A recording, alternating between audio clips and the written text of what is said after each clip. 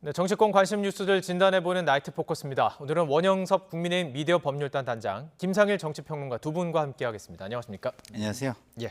자, 오늘도 주제 한 3가지 정도, 많으면 4가지까지 좀 다뤄볼 수 있을지 모르겠습니다. 자, 우선 특별 사면 얘기를 좀 해봐야 될 것 같습니다. 저희 오늘 나이트에서도 가장 첫 곡지로 다루기도 했는데 광복절 특별 사면 대상자가 선정이 됐습니다. 기업 총수 등이 좀 이름에 올렸고 눈에 좀 띄었고 경제 살리기다 이렇게 정부는 밝혔어요. 어떻게 보십니까? 예. 지금 이제 김태우 구청장 말고는 예. 대부분 경제인들을 사면을 했습니다. 네. 경제인들 사면을 했고 정치인들의 수는 아주 극소수라고 이 정도면 봐야 될 것 같고요. 네. 그런데 무엇보다 이제 김태우 청장에 대한 사면이 가장 이제 핵심일 수밖에 없는데요. 네. 그 전에 이제 대법원 판결에서 사실은 유죄가 확정됐고 그 유죄가 확정된 것 때문에 많은 이제 논란이 있는데 그 대법원 판결에 대해서 말을 하지 않을 수가 없어요. 대법원 예. 판결이 만약에 정말 김태우 청장을 유죄로 확정했다 그러면 예. 이거는 조국 전 장관에 대해서 조국 전 장관이 정의롭다고 판결하는 거랑 마찬가지입니다. 앞에서는 이제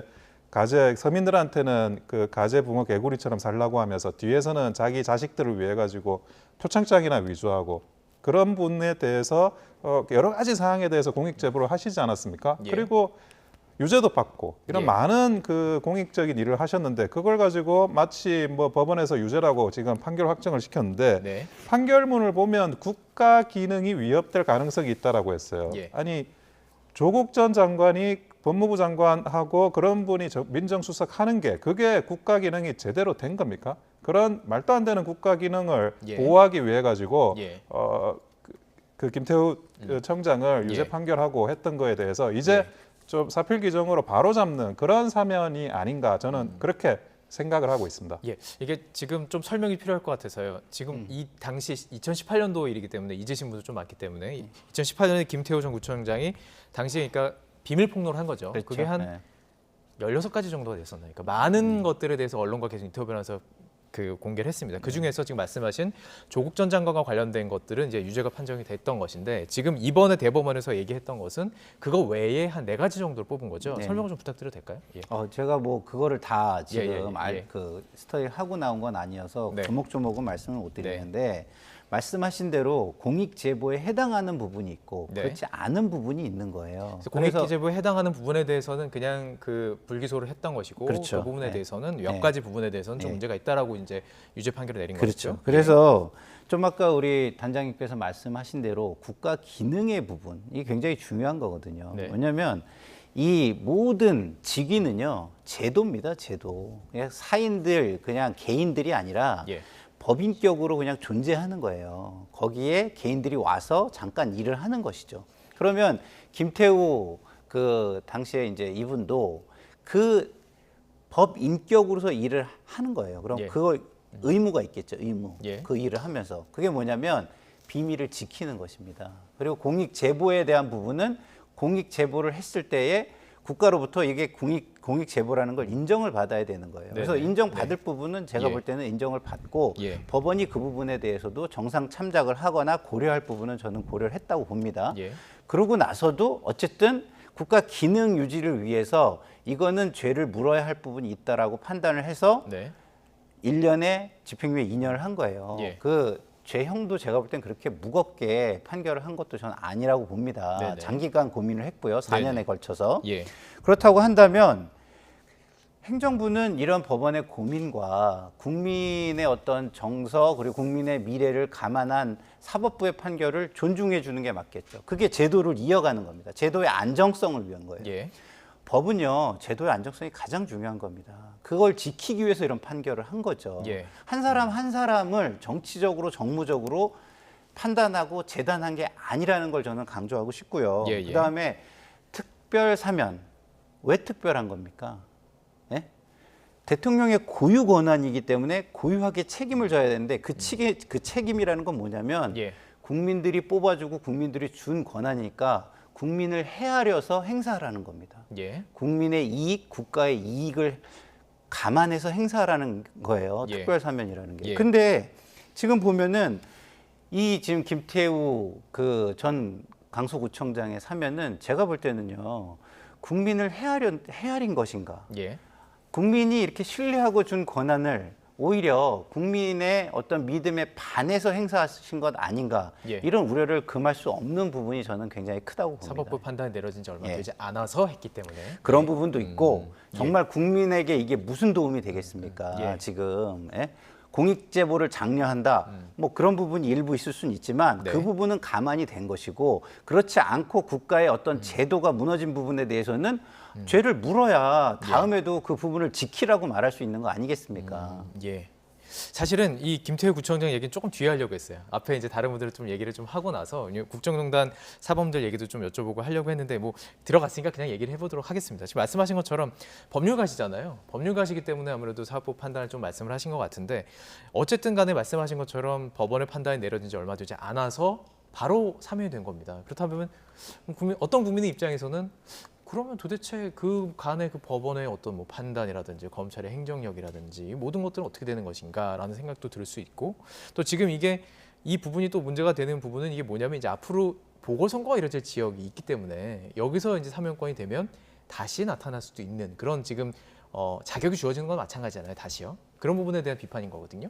근데 사면을 항상 할 때마다 네. 그러면 그 전에 이제 그 경찰이든 검찰이든 법원에서 했던 이런 일들이 무위로 돌아가는 게 아니냐라는 비판은 한 항상 번도 있었죠. 예. 빠지지 않고 예. 있었던 비판입니다. 그런데 그럼에도 불구하고 사면이 인정이 되고 그리고 이제 그 각 나라마다 국가 네. 원수가 사면권을 행사하는 것은 동서고금 어느 나라나 헌법에 지금 유지를 하고 있습니다. 그것은 실천을 하느냐 안 하느냐 좀 차이죠. 예. 근데 그럼에도 불구하고 이제 사면권이라는 게 존재하는 것은 그만큼 이제 단순히 사법부의 그런 어떤 그런 권한 넘어서는 예. 더 큰 정치적인 아니면 더 큰 이익을 위해서 더 큰 정의를 위해서 더 큰 이익. 원수 국가 원수가 수행을 해야 된다 사면권을 행사해야 된다고 필요할 경우가 있기 때문에 하는 거거든요. 예. 그러면 다시 한번 우리가 지난 일을 돌이켜 보면 지금 윤석열 대통령께서 대통령이 되신 거는 결국 조국 전 장관의 그런 이슈가 너무나 컸습니다. 그 예. 조국 전 장관이 굉장히 부정해하고 그리고 그 조국 전 장관을 보호하려고 했던 민주당의 이런 갖가지 행태들에 대해서 문재인 정부의 행태들에 대해서 국민들께서 어찌 보면 심판을 내리신 거거든요. 예. 그러면 그것이 단순히 사법부에서 어떤 판결을 내렸다, 검찰에서 어떤 수사를 했다, 그것을 뛰어넘는 예. 국민들의 어떤 판단이 있었다고 봐야 되는데 예. 지금 이제 그 김태우 청장에 대한 사면은 그 부분과 관련해 가지고 맥을 상통하는 거기 때문에 이걸 가지고 뭐 사법권이다, 뭐 검찰 수사다, 뭐 경찰의 그런 행정력을 무시하거나 낭비했다라고 하는 거는 더 예. 큰 민주주의의 대의와는 전혀 이제 다른 방향으로 비판을 하시는 거라고 저는 생각을 할 수밖에 없습니다. 더 큰 뜻, 더 큰 정의, 더 큰 이익이 있기 때문에라고 말씀하시는 것 같은데요. 자, 그렇다면 정치권의 이야기를 좀 정리를 해보도록 하겠습니다. 함께 목소리를 들어보고 계속 어떤 정치적인 의미라든지 앞으로 그렇다면 보선은 어떻게 되는 것인지 좀 다시 한번 짚어보도록 하겠습니다. 먼저 여야의 목소리 들어보시죠. 지금 서울 강서구청장 공천 문제에 대해서는 저희들이 내부적으로 검토하고 있지 않고요. 지금 당장 필요한 것은 민생을 해결하는 일이기 때문에 그에 지금 집중하고 있다는 말씀을 드리겠습니다. 사법부 심판을 2달 만에 뒤집는 선거용 꼼수 사면 보도에 벌써부터 많은 국민이 의구심을 보이고 있습니다.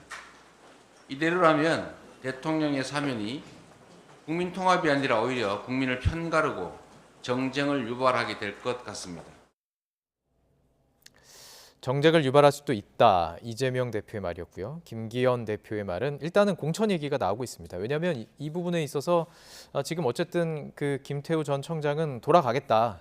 국민이 허락해 준다면 이라는 조건이 붙긴 했지만 돌아가겠다. 이 얘기는 다시 선거에 나가겠다라는 의미로 해석될 수 있잖아요. 그렇죠. 그러다 보니까 이제 이게 도대체 어떻게 되는 것이냐. 도대체 그러니까 이제 우리 단장님 말씀을 제가 제도적으로 다 이해를 해드리고 싶지만 네. 문제는 이런 거예요. 그 제도가 왜 만들어졌느냐라는 거는 말씀하신 대로 더 큰 대의가 있어야 되는 거예요. 근데 여기에 더 큰 대의가 뭔지 국민들이 보기가 어려운 거죠. 대의는 항상 구체적이지는 않아요. 그죠? 구체적이진 않지만 네. 국민들이 바보는 아니지 않습니까? 예. 그러면은 이거를 미루어 짐작할 수 있는 부분이 너무나 많은 거예요. 다음 선거가 있고 재보궐 선거가 있고 거기에 그 후보로 공천을 주려고 하는 그런 일련의 모습들이 보이는 거 아니겠습니까? 네. 그러면은 국민들의 그런 것들이 과연 이게 우리를 위해서 대통령이 이런 건가? 아니면 자기 본인의 진영을 위해서 그런 것인가? 이런 의구심을 갖게 되는 겁니다. 네. 근데 대통령께서 국민의 그런 의구심을 갖는 게 저는 국가와 역사에 별로 바람직하지 않다고 생각하기 때문에 굉장히 안타까운 마음을 갖게 되는 거예요. 예. 자, 보세요. 김태우 전 그 감찰관인가요? 그 분이 만약에 대의가 있고 공익이 그렇게 컸다면 왜 위법성이 조각이 안 됐죠? 사법부가 그거를 다 감안하지 않았을까요? 예. 그렇게 대의가 있고 그렇게 공익이 있었다면 충분히 위법성이 저는 조각이 됐어야 된다고 봅니다. 그렇지만 그런 것들을 다 감안해서 사법부가 3심을 가서 대법원까지 가서 판단을 한 부분이기 때문에 예. 당연히 존중이 되어야 마땅하지 않았을까 이런 말씀을 드리는 거죠. 예, 알겠습니다.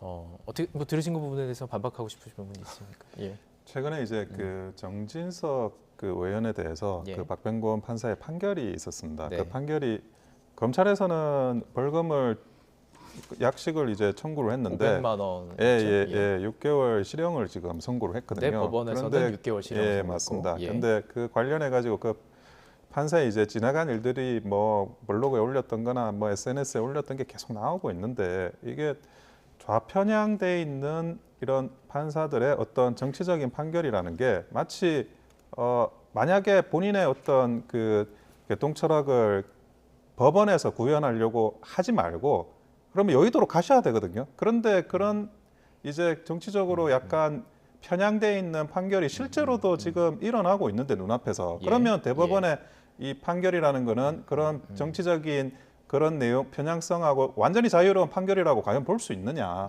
그리고 이 김명수 대법관의 법원이라는 게 예. 사법부라는 게 계속 그런 문제가 지금까지 있어 왔는데 반복적으로 과연 예. 이거 가지고 예. 그러면 법원에서 대법원에서 판결을 내렸으니까 그것이 정의다. 예. 저는 그렇게 볼 수는 없다는 겁니다. 알겠습니다. 근데 제가 저 말씀도 되게 저는 위험하다고 보는 게 예. 법은 일단은 안정성이 가장 중요한 거라니까요. 제도에 의해서 운영이 되는 거예요. 네. 김명수 대법관이 온 것도 어쨌든 제도에 의해서 온 거예요. 그리고 그 임기가 끝나면 다른 분이 오시는 겁니다. 그리고 예. 정권이 바뀌면 또 다른 성향의 분이 오는 거예요. 예. 그 안에서 법관끼리, 법조인끼리 그 소위 말하는 피어 프레셔, 상호 간의 그 압박, 예. 이렇게 견제 이런 거에 의해 가지고 보다 바른 방향으로 나가고 그러지 않습니까? 네. 자, 그런데요. 지금 정진석 전 비대위원장에 대한 그 여당의 비판은요. 저는 너무 이르다고 생각합니다. 우리가 왜 3심 제도를 가지고 있죠? 3심까지 봐야 된다. 그렇죠. 예. 법원의 판결이 끝난 게 아닙니다. 네. 지금 1심이 끝났는데 이렇게까지 과도하게 비판을 하면 예. 결국에는 사법 절차에 개입하는 영향을 주려고 하는 의도로 보여줄 수 있거든요. 예. 그래서 이 비판도요. 예. 지금 적절하게 한 재판장에 대해서 이런 우려가 있다라고 네. 네. 뭐 점잖게 이야기하는 것 정도는 제가 이해를 하겠지만 예. 마치 정치권의 힘을 동원해서 그 법원을 압박하는 듯한 모습은요, 저는 국민들에게 환영받지 못할 것이다 이렇게 생각합니다. 근데 사실 이제 민주당도 이제 사법부 결정에 불만을 표했던 적이 되게 많았어요. 그때 그러니까 국민의힘에서 민주당이 그렇다고 해서 예. 아니, 그래서 두 군데 질문을 드리고 싶은 건데 사실 핵심은 아니긴 합니다. 근데 그때 국민의힘이 어떻게 비판했었냐면 기억하시죠? 예. 사법 판단을 존중해야 된다라고 얘기했습니다. 이제 앞으로 이제 어떤 사법부의 판단이 내려졌을 때 양쪽에서 할 수 있는 얘기가 있을까요? 이런 상황에서는?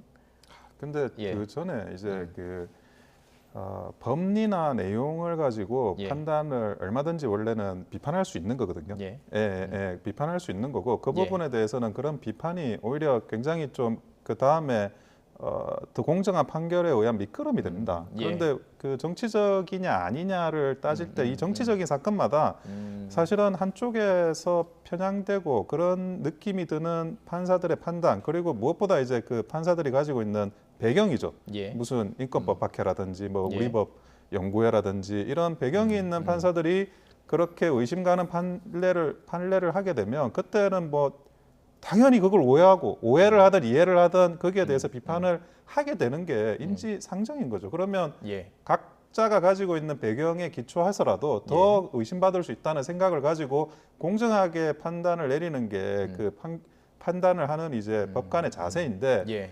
사실은 뭐 판결문 보더라도 이게 좀 너무 이렇게 비판할 부분이 많아요. 예를 들어 이제 예, 박병건 예. 판사 같은 경우에도 지금 판결문에 보면 전직 대통령이 사망하신 지가 오래돼서 공인이 아니라는 그런 이제 판결의 이유를 적었는데 그게 예. 과연 이게 대한민국 법조인들 사이에서 받아들여질 수 있는 판결의 이유인지 예. 사실은 굉장히 의구심이 들 수밖에 없습니다. 법리적인 어떤 비판, 토론의 자금이 필요하다는 얘기였고 그런데 법리에 영향을 끼치는 정치적인 배경에 대해서는 문제가 있을 것이라는 얘기고 어떻게 생각하십니까? 제가 드린 말씀도 그런 말씀이에요. 공통적인 어떤 그것은, 예. 점잖게 비판을 할 수 있어요. 네네.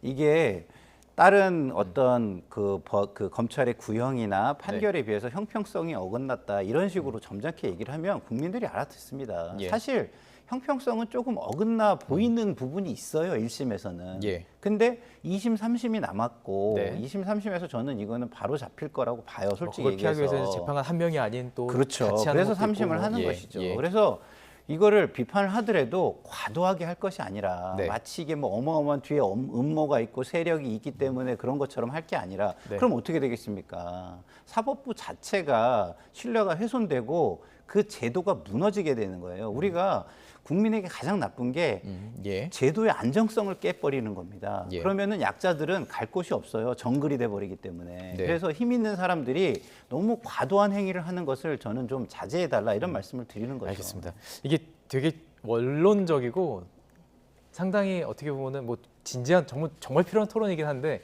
해야 될 얘기가 많기 때문에 왜냐하면 저희가 국정농단 관련해서 또 사범들 이번에 지금 빠졌어요. 특별사면에서 이게 무슨 뭐 의미가 있는 것이냐 이런 것도 궁금하거든요.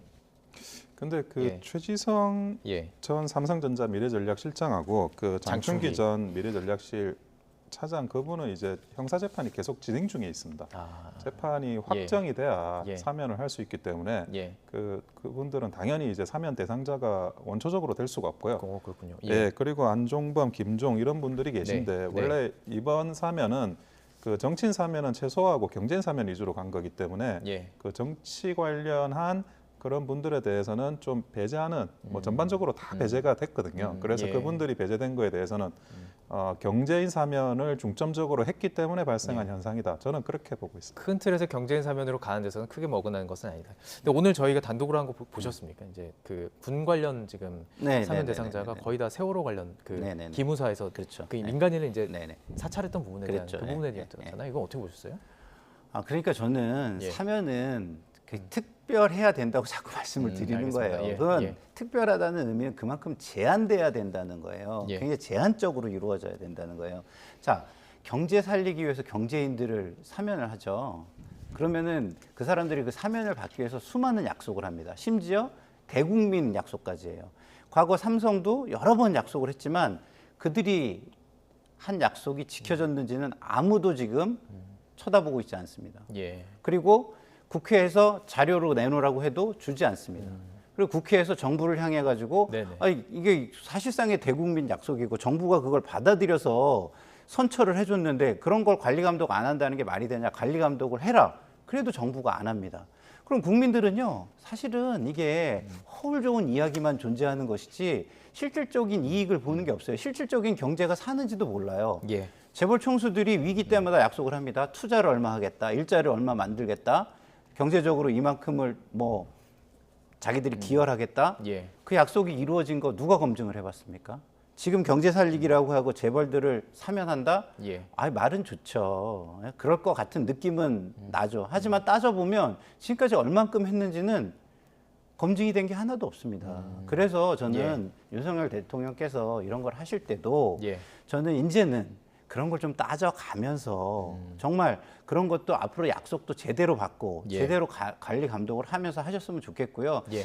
그리고 김태우를 여기다 넣으심으로써 그 부분은 상당히 뭐랄까 흠결이 생겼다 이런 생각이 듭니다. 알겠습니다. 이제 김태욱 전 구청장에 대해서 저희들이 얘기를 했기 때문에 다시 거기로 들어가면 안 되기 때문에 제가 여기서 마무리하고요. 자, 이제 주제를 좀 옮겨가도록 하겠습니다. 잼버리 대회 얘기를 좀 해보도록 할게요. 잼버리 대회 아마 이 며칠 뭐 주말 통해서도 계속 인터뷰를 통해서 양측 진영에서 서로 공격하는 거 많이 들으셨을 것 같아요. 네. 그러다 보니까 저는 이렇게 질문 좀 드려보고 싶습니다. 다 잘못이 있는 거 아닌가요? 어떻게 보세요? 누구의 잘못이 더 크다라는 걸 따지기보다는 모두 다 잘못이 있는 거 아닌가요? 어떻게 보세요? 저는 그런데 다 잘못이 있다는 식으로 이렇게 뭉뚱그려서 가다 보면 네. 진짜 잘못은 오히려 숨겨진다고 생각합니다. 예. 그거는 경중이 있고 당연히 그러니까 고저가 있기 때문에 예. 세부적으로 개별적으로 책임을 물어나가야 되는 부분이고 다 예. 잘못이 있다? 물론 좋은 이야기죠. 예. 예, 좋은 이야기고 그 부분에 대해서 마치 그런 이야기를 하거나 들을 때마다 왠지 굉장히 그 이야기가 도덕적으로 들릴 수는 있는데 예. 그런데 그런 것이 반복되다 보면 무조건 이 사안은 재발하게 됩니다. 예. 그러니까 절대적으로 이 부분에 대해서는 상당 부분 이제 정쟁적으로 서로 이제 충돌하는 부분이 있다고 하더라도 예. 반드시 구체적으로 따져가지고 누가 무엇을 잘못했는지는 그 기록으로 남겨두고 거기에 예. 대한 그 처벌이든 무슨 징계든 그거를 반드시 해 나가야만 두 번 다시 이런 일이 없을 거라는 거죠. 아니 세계적인 그런 행사를 앞두고 이렇게 사실 그 전북도민이든 아니면 그 국민들이든 얼굴에 먹칠을 사실 예. 한 거거든요. 예. 이게 사후적으로 조금 더 리커버리가 돼가지고 K-팝 콘서트도 하면서 복구가 어느 정도 돼서 그렇지 이 애초에 그 새만금 잼버리가 시작하던 식으로 마무리됐다 그러면 이거는 뭐 세계적인 그런 망신이나 다름이 없었을 뻔했습니다. 그래서 예. 절대적으로 이런 부분에 대해서는 구체적으로 하나하나 따져가지고 책임을 물어야 된다. 저는 예. 그렇게 생각하고 있습니다. 알겠습니다. 그러면 어디가 더 무거운 잘못을 저질렀는지 지금부터 좀 얘기를 해보도록 하죠. 예. 두 분께 다 질문 드리겠습니다. 어디라고 네. 보십니까? 예. 저는 일단은 어디라는 걸 이야기하기 전에 네. 좀 전에 하신 말씀에 대해서 전적으로 저는 동의를 하고요. 네. 그래서 하나 제안 드리고 싶은 거는 민주당에서 여당에 대해서 잘못했다고 지적하는 부분에 대해서는 민주당의 조사 권한을 전적으로 주고 조사위원회도 따로 꾸리게 해주고 네. 그다음에 여당이 민주당 쪽에 잘못했다라고 하는 부분에 대해서는 여당의 전적인 권한을 다 주고 거기 조사위원회도 여당에서 꾸리고 전적인 권한을 갖게 해서 예. 양쪽을 좀 다 국민들한테 탈탈 털어서 좀 보여줄 수 있는 그런 제도를 이번에 한번 만들어봤으면 실현 좋겠다. 가능할까요? 근데 그게 왜냐하면 서로 잘못했다 그러고 네, 네. 공격만 하면서 공격으로 결국에는 다 책임을 면피하는 쪽으로 지금 다 가지 않습니까? 예. 과거의 전례를 보면 예. 저는 그건 안 된다고 봅니다. 양쪽 다 책임이 있는 부분에 대해서는 네, 네. 이번에 말씀하신 대로 샅샅이 다 팩트 전부 다 팩트들을 찾아내서 예. 책임을 물어야 된다 이런 말씀을 드리고요. 예. 어디가 좀 더 책임이 있느냐? 뭐 아직 팩트가 다 나오지 않았기 때문에 뭐라고 말씀을 드릴 수는 없습니다. 그러나 경중을 떠나서 일차적인 책임은 현 정권에 있다. 예. 저는 이 말씀을 드리고 싶고요. 예. 그리고 현 정권이 그 일차적인 책임에 대해서 인정하고 예. 그 부분에 대해서 철저한 반성과 조사 이걸 해야만 본인들이 민주당 전 정부에 대해서 이야기하는 그 잘못도 예. 철저하게 조사해서 책임을 물을 수 있을 것이다. 이런 생각이 듭니다. 1차적인 책임은 정부에 있다라고 말씀하셨고 어떻게 생각하십니까?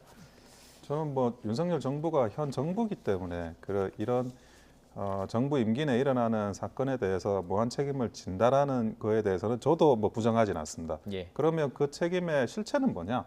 책임의 실체는 결국 조사하고 수사하고 그 모든 그런 참여자들 예. 이 문제를 일으킨 참여자들을 삿삿이 살피는 거거든요. 예. 그게 바로 그 책임을 다하는 겁니다. 그런데 예. 이거를 가지고 뭉뚱그린다든지 아니면 그 혹시라도 그 윤석열 정부 뭐 여가부 문제도 있지만 예. 그 정부 쪽에 뭐 다른 이슈가 될까봐 약간 움츠려든다든지 그래서 절대 안 되고요. 네. 책임을 다한다는 거는 모든 것들을 백일화에 들어놓고 예. 그 부분에 대해서 하나 다 따지는 거 그게 진짜 제대로 책임을 다하는 겁니다. 반드시 그렇게 해야 될 부분이고 그래야만 이런 문제가 두 번 다시 재발하지 않을 거라고 생각을 하고 있습니다. 전북도 문제도 물론 당연히 있겠지만 네. 어쨌든 모든 문제를 샅샅이 살펴봐야 된다는 거 그게 핵심입니다. 예, 알겠습니다. 관련해서 국민의힘 원내대표, 더불어민주당 원내대표 모두 다 정치권의 뜨거운 공방 속에서 발언이 있었습니다. 저희가 준비해봤습니다. 함께 들어보시죠. 메리트도 되지 않는 새만금의 잼버리를 유치하자고 주장했던 민주당. 잼버리 준비기간 6년 중 무려 5년을 날려버린 문재인 정부. 일선에서 예산을 집행하며 조직이 실무를 맡았던 전라북도 등 그럼에도 불구하고 정부가 친 사고라며 모든 책임을 윤석열 정부에 돌리는 민주당의 뻔뻔한 모습에 기가 차서 말이 안 나올 지경입니다. 명성이 자자한 맛집을 인수한 주인이 음식 맛이 없어졌다고 항의하는 또 실망하는 고객들에게 맛집의 전 주인을 탓한다고 해서 지금 주인의 책임이 없어지지 않습니다. 국민들은 압니다. 왜 음식 맛이 없어졌는지. 주인이 바뀐 뒤부터 음식 맛이 없어졌다는 것을 알기 때문입니다. 자, 이런 상황에서 이제 예산과 관련한 공방이 시작이 됐습니다. 지금 잼버리 조직위가 민주당 전북도당 간부가 있는 업체에서 일감을 좀 몰아줬다 이런 주장이 있잖아요. 예, 이건 어떻게 보셨습니까? 예. 아니 그 수의 계약을 어떻게 했느냐에 대해서 뭐 전북도에서는 그게 후원사라 가지고 적법했다 그러고 그리고 이제 그 부분에 대해서 문제를 삼는 쪽은 너무 이렇게 부실한 업체를 한 게 아니냐 그러는데 네. 근데 제가 그 전북지사 이야기하는 거 보고 깜짝 놀란 게 불법이 전혀 없다라고 주장하시는데 네. 불법이 전혀 없는데 이렇게 준비를 못 하시면 됩니까 진짜? 그러니까 불법이 예. 차라리 있어가지고 준비를 못했다 그러면 예. 아 원래 그래도 역량이 있는 사람이 예. 역량이 있는 지자체가 이런 불법 때문에 못한 거다. 아 그 불법을 잡아야 되니까 그 불법만 잡으면 앞으로는 잘하겠구나 이런 생각이 드는데 예. 이건 지금 불법이 없다 그러면 예. 아무 문제가 없이 다 잘했는데 그쪽에서 그 지자체가 한 수준이 겨우 이거밖에 안 된다는 이야기거든요. 예. 그거는 오히려 그 전라북도의 지자체의 능력이 너무나 낙후돼 있다. 네. 애초부터 이런 그 잼버리 같은 세계적인 대회를 유치할 능력이 없는 그런 지자체가 아니었나 하는 생각이 들고 네, 불법이 없었다라는 거 가지고 본인들의 어떤 그 문제가 없었으므로 네. 이렇게 변호할 생각은 안 하시는 게 저는 좋을 것 같습니다. 알겠습니다. 지금 말씀을 주셨기 때문에 김관현 전북도지사가 인터뷰를 했죠. 그 과정에서 여러 가지 이제 사안들에서 이야기를 했습니다. 저희가 길지만 짧게 좀 정리를 해봤습니다. 공방하는 내용까지 같이 넣었으니까 함께 보시죠. 전북 지역 민주당 인사가 대표로 있는 자본금 1억 원, 직원 3명인 업체가 잼버리 온라인 홍보 등을 명목으로 23억 원의 계약을 따냈습니다. 잼버리 대회와 관련된 계약 중 수의 계약은 69.1%에 이릅니다. 이 막강한 권한을 가진 집행위원장은 다름 아닌 전라북도 지사입니다. 똑같은 업무 수행 능력을 가졌다면 우선권을 좀 주십시오 라고 하는 것이 과거부터 또 지금까지 도지사로서 제가 가져야 될 기본적인 자세라고 생각해 왔습니다. 다만 그 과정에서 불법이 있거나 허위가 있거나 문제가 있다면 그거는 분명히 처벌을 받아야 됩니다. 자, 김관영 지사 주장은 전라북도가 담당했던 그 어떤 그 용역을 낼 수 있는 것 자체가 굉장히 한계가 있었다는 거예요. 네. 어떤 뭐 물 빠짐 관련된 거, 하수 관련된 이쪽 정도만 했다는 주장이었습니다. 예. 예. 아니 뭐 그거는 지금 뭐 그 상황 설명을 하시는 것이지 거기에 팩트가 어느 정도 들어있는지는 잘 모르겠고요. 그런데 제가 살아온 경험상으로만 보면은 이 운영 규정이 좀 잘못된 거예요. 후원사는 수의 계약을 할 수 있다. 이게 어떻게 운영 규정에 들어갈 수 있죠? 왜냐하면 이게 사실상 국가 사업인데 국가계약법에 의하면은 수의 계약은 사실은 2천만 원이 넘으면은 할 수가 없는 거예요. 예? 할 수 없는데 어떻게 한참 하위 규정인 운영 규정에 이런 걸 집어넣어 가지고 이 사업을 진행을 했을까? 저는 그 부분도 이해가 안 되거든요. 그래서 따져봐야 될 게 너무 많기 때문에 지금 김관영 지사가 어떤 상황 설명만 한 걸 가지고 팩트에 준해 가지고 제가 논평을 하는 거는 좀 맞지 않다라는 생각이 들고요. 그러나 어쨌든 김관영 지사가 자기 입장에서 설명을 한 것이고 제가 제3자의 입장에서 보면은 국민 입장에서는 이해할 수 없는 부분이 상당히 많다. 지금 이것이. 왜냐하면 우리가 뭐 민주당이 대통령실에서 수의 계약한 거 가지고도 지금 문제를 삼았지 않습니까, 사실은. 그러면은 똑같은 잣대로 모든 걸 바라보는 게 맞고요. 그럼에도 불구하고 법리로 가면은 또 이게 법적으로는 문제가 안 될 수도 있어요.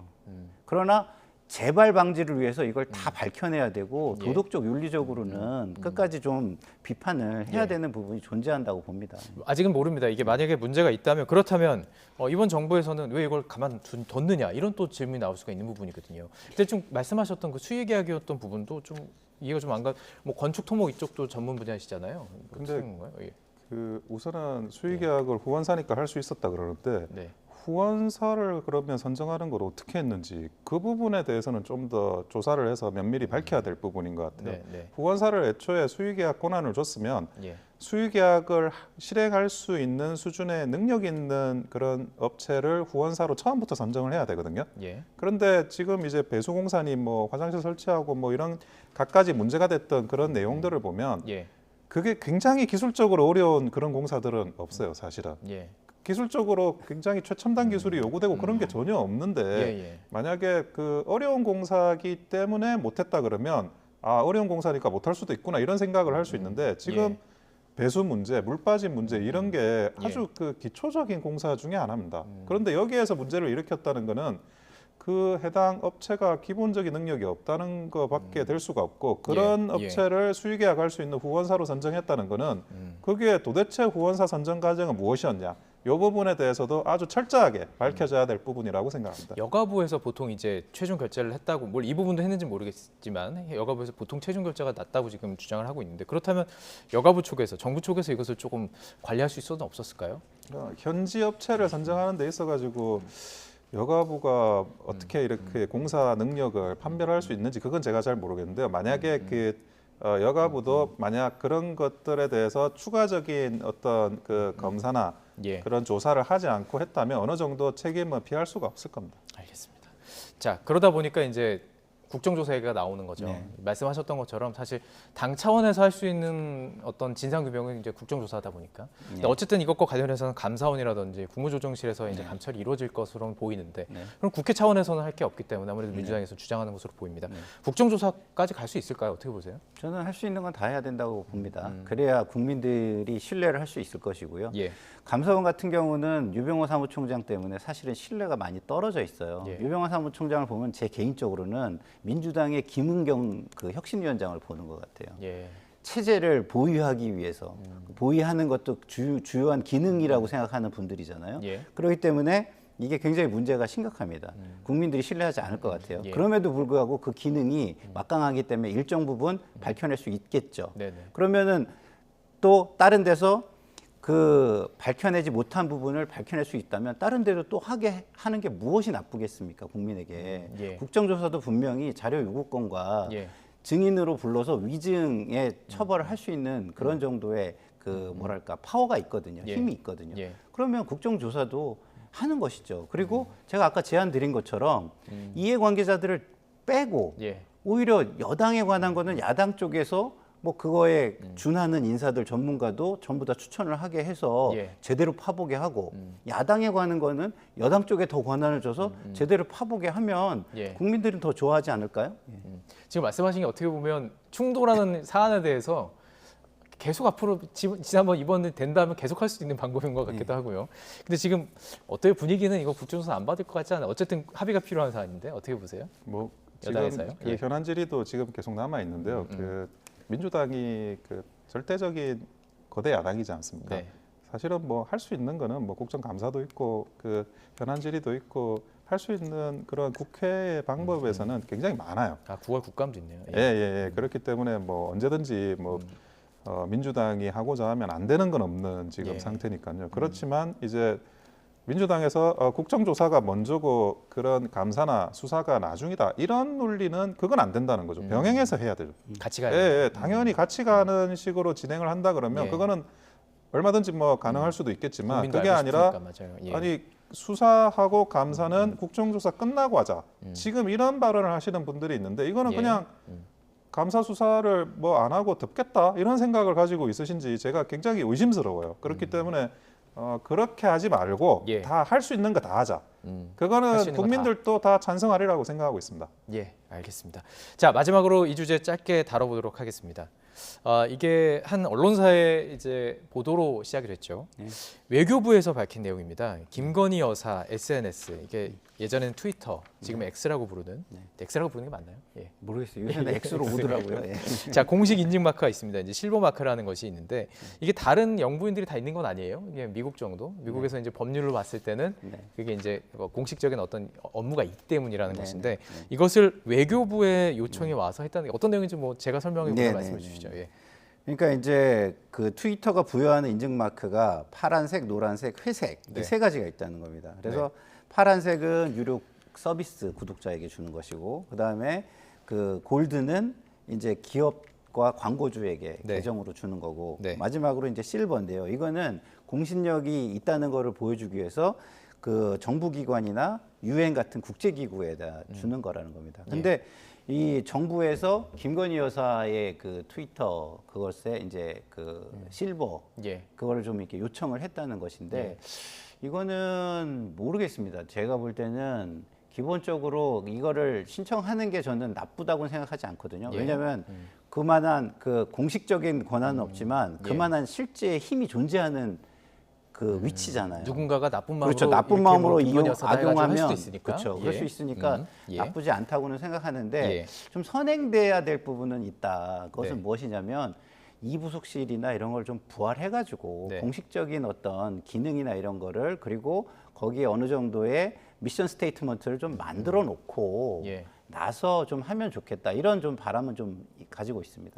외교부에서 계속 이제 이 기업에 민간 기업에 이제 요청을 했다는 거예요. 근데 외교부의 업무냐라는 비판이 나오는 거거든요. 외교부가 일을 왜 해야 되느냐라는 비판인 거거든요.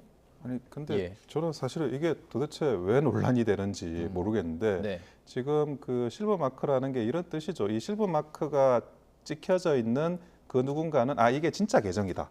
왜냐하면 유사 계정을 계속 만들 수 있으니까 그 예. 마크를 찍은 게 공식적인 계정이니까 이 계정이 진짜예요라고 알려주는 거거든요. 예. 그런데 뭐 질 바이든 여사도 실버 마크가 있고 그런데 거기에 대해서 반대하시는 분들은 질 바이든 여사는 뭐 부속실이 따로 있지 않냐 이런 이야기를 하시는데 법률상 권한이 좀 있던데. 예, 아니 근데 예. 그 지금 대통령실도 부속실에서 그 영부인에 대한 업무를 처리를 하고 있습니다. 예. 계속 이제 민주당은 이 부속실 만들려고 하는데 이 부속실도 안 만들고 부속실 수준에서 실버마크 업무를 하고 있으면 오히려 칭찬해야 될 일이 아닌가요? 근데 지금 와가지고 예. 자꾸 이렇게 무슨 그 영부인에 대해서 스토킹하는 것도 아니고 진짜 그 민주당 측에서 지금 하는 행태를 보면 아마 그 세계에서 이렇게 영부인이 그 야권에서 공격당하는 이런 전례는 아마 다른 데는 없을 거라고 지금 보고 있어요. 그러니까 예. 민주당에서 그 영부인 스토킹 이제 그만하고 사실 예. 발등에 떨어진 불이 있잖아요. 사실은 이재명 대표의 안면 인식 장애 이거 신경 써야 될 때가 아닌가 지금 싶은데 예. 아마 그 공천 받으러 그 당 대표한테 갔더니 아, 당신 누군지 모르겠다고 해버리면 당신 얼굴 기억 안 난다고 해버리면 예. 공천 받으실 수 있겠어요? 예. 아니 본인이 안면 인식 장애 있다고 했으니까 빨리 지금 민주당 정치인들은 재판 얘기하시는 거죠. 예. 이재명 예, 대표에 대한 알겠습니다. 안면 예. 인식 장애를 치료하는 예. 그런 데 집중하시는 게 본인들한테 꼭 필요한 일이라고 생각됩니다. 알겠습니다. 이 외교부에서는 이제 뭐 이 언론을 보도를 보면은 이제 여러 전화를 받았다는 얘기가 나옵니다. 그리고 네. 이제 외교부 자체는 이제 사실 다른 일들을 해야 되는 것이고 그만큼 외교부의 행정 능력이 낭비되는 것이 아니냐 이런 지금 비판인 거예요. 예. 근데 어쨌든 뭐 이게 지금 김건희 여사가 예. 공식적인 법적 지위나 공식적인 어떤 지원을 안 받고 있기 때문에 그렇긴 한데 그리고 제가 본인이 이제 아까도 안 하겠다고 말씀드렸지만 또 얘기를 그렇죠. 했었잖아요. 조용한 예. 내조를 하겠다고 말씀을 하셨기 때문에 그런 건데 예. 그 위치가 굉장히 중요한 위치고 영향력이 있는 위치잖아요. 그러면 현실적으로 볼 때는 국가에서 네. 이 정도를 오히려 해야 되는 거 아닌가라는 생각이 들어요. 아, 논란 나지 않도록. 예, 예. 예. 근데 이제 그걸 외교부가 해야 되느냐 아니면 부속실에서 해야 되느냐 등등의 논란이 있을 수 있지만 네. 그거는 이제 그 기능을 해야 된다 그러면 어디서 하더라도 그게 우선이지 왜 안 할 곳에서 했느냐는 부차적인 이슈라고 봐요. 그거는 나중에 그걸 필요하다고 하면 예. 아 이건 여기서 해야 된다라고 조정을 하면 되는 부분 아니겠습니까? 그래서 저는 그거보다는 지금 대통령실은 자꾸 이런 논란이 나오게 하지 말고 예. 차라리 그 조용한 내조에 대한 부분에 대해서도 깔끔하게 그때는 그랬고 지금 이런 상황이었기 때문에 결과적으로 국민들께 약속을 지키지 못했다. 죄송하다. 이렇게 유감을 표명한 후에 공식적인 활동을 하시는 게 좋지 않을까 이렇게 조언을 드립니다. 알겠습니다. 오늘 여기까지 정리하도록 하겠습니다. 그래서 세 가지 이슈를 정리해 볼 수 있었습니다.